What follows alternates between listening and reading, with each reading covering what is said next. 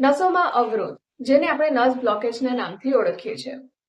આમ તો એક સામાન્ય પ્રોબ્લેમ છે, પરંતુ તે શારીરિક સ્વાસ્થ્યને ઘણી ગંભીર રીતે અસર કરી શકે છે. જો આપણે તેના કારણો વિશે વાત કરીએ તો તેના કારણોમાં ખરાબ ખાનપાન એટલે કે ખરાબ ખાવાની ટેવ હોવી, વજન વધારે હોવું, બોડીમાં બ્લડ સર્ક્યુલેશનમાં દિક્કત આવવી, શારીરિક પ્રવૃત્તિનો અભાવ થવો એટલે કે તમે એક જગ્યા પર બેસી રહેતા હોય ક્યાં તો પછી સૂઈ રહેતા હોય એના લીધે પણ નસમાં બ્લોકેજ થઈ શકે છે.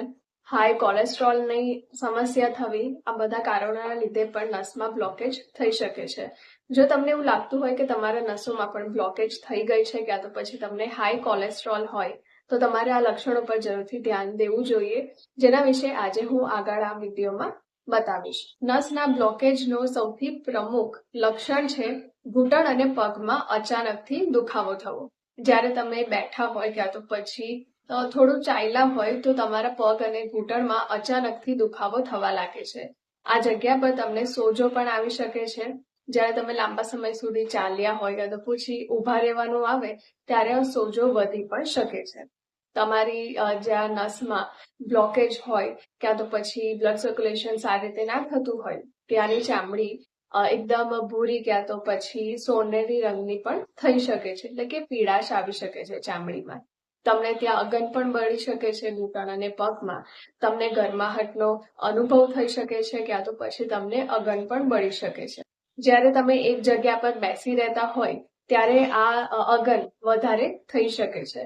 તમને બ્લડ સર્ક્યુલેશનના અભાવને કારણે ચક્કર પણ આવી શકે છે અને ઘૂંટણ અને પગમાંથી લીકેજ પણ થઈ શકે છે. અને આ લીકેજ જ્યારે તમે ઠંડા ક્યાં તો પછી ગરમ પાણીના સંપર્કમાં આવો ત્યારે આ વધી પણ શકે છે. આ લક્ષણો પર જરૂરથી તમારે ધ્યાન આપવું જોઈએ. જ્યારે નસોમાં બ્લોકેજ હોય તો તમે એકદમ વધારે થાકી શકો છો, તમારી ઉર્જા પણ ઓછી થઈ શકે છે, એટલે કે બોડીમાં કમજોરી પણ આવી શકે છે.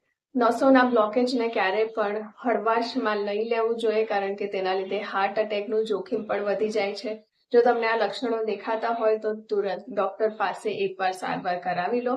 પ્રોપર ડાયગ્નોસની સાથે સાથે તમે પોતાની લાઈફસ્ટાઈલમાં થોડી બહુ ચેન્જીસ લાવીને તમે આને સારું કરી શકો છો. જેમ કે હેલ્ધી ખોરાક લો, એક્ટિવિટી કરો, તમે એક્સરસાઇઝ કરીને પણ નસોની બ્લોકેજને હટાવી શકો છો.